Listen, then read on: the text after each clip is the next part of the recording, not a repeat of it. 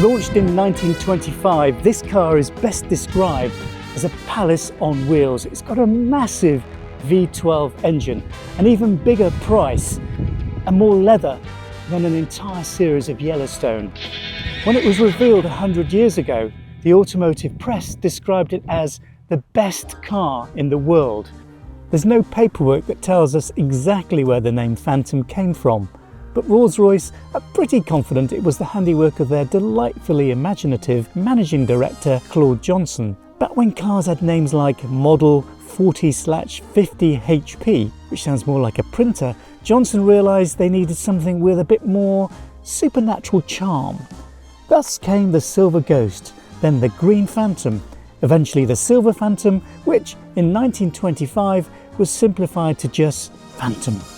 If you're looking for defining features of a Rolls-Royce apart from the outsized dimensions, I think it's got two. And the first one is this, the Pantheon grille, which is based on the Pantheon Temple in Rome. It's actually an optical illusion because the slats on the outside are wider than the ones in the middle, but it gives the impression of being bigger than it actually is. And above that, of course, we've got the Spirit of Ecstasy. Some people think it's a woman with wings, an angel figure, but it isn't. It's actually a woman wearing a floaty dress. And if you don't like it, if you're worried about somebody stealing it in the car parking lot, you can just simply get rid of it. Now you might have noticed there's a very, very fine blue line on this car, and that's been hand painted by a man who works for Rolls-Royce. He's the only one in the factory who's allowed to do it, and he gets paid a six-figure salary. And that's because the pressure is really on. If he gets it wrong, the whole car has to be resprayed, and that's no mean feat. That's going to cost thousands. And then of course around at the back you've got a humongous boot, presumably to stash all that money you made to buy the thing in the first place.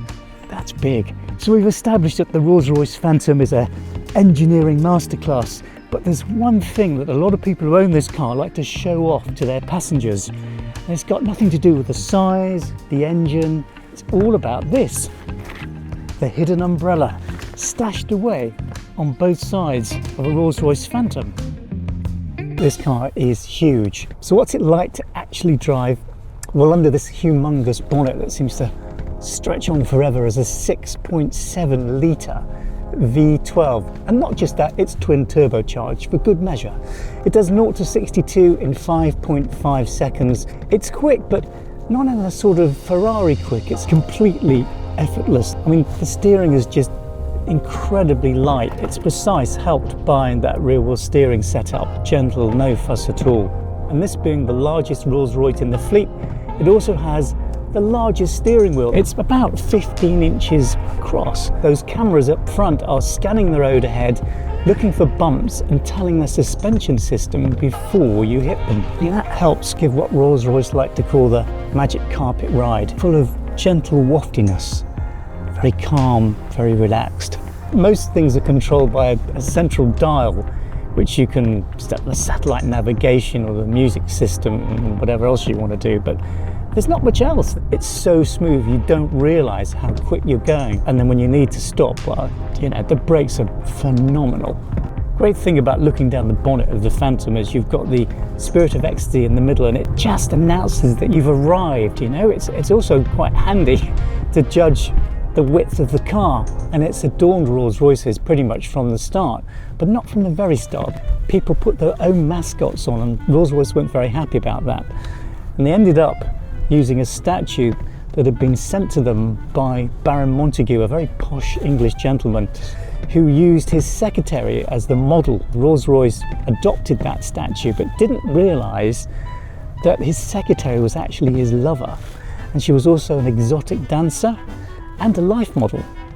And here she is on the front of a Rolls-Royce. And when BMW bought Rolls-Royce from Volkswagen back in 2002, they actually forgot to include the Spirit of Ecstasy in the price. They had to pay another $40 million just to get that little statuette. If you're spending $500,000 on a car like this, you're not going to be sat in this seat. You're going to be sat in the back, which is where I'm going now. This is the place to sit. It is so comfortable in here. This is the automotive equivalent of the Four Seasons penthouse. It is luxurious. Let me just recline a little bit. Thank you very much.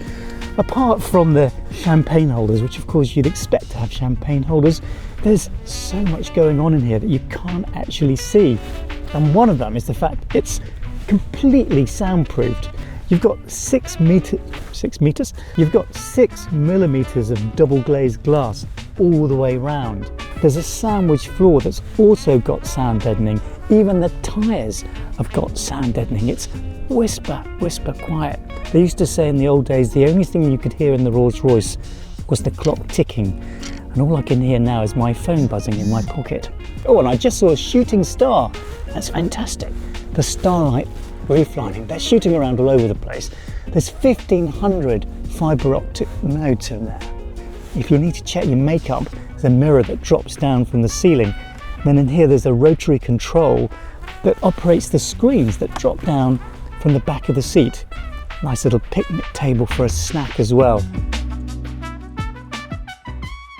If you're worried about the price, then the Rolls-Royce Phantom simply isn't the car for you.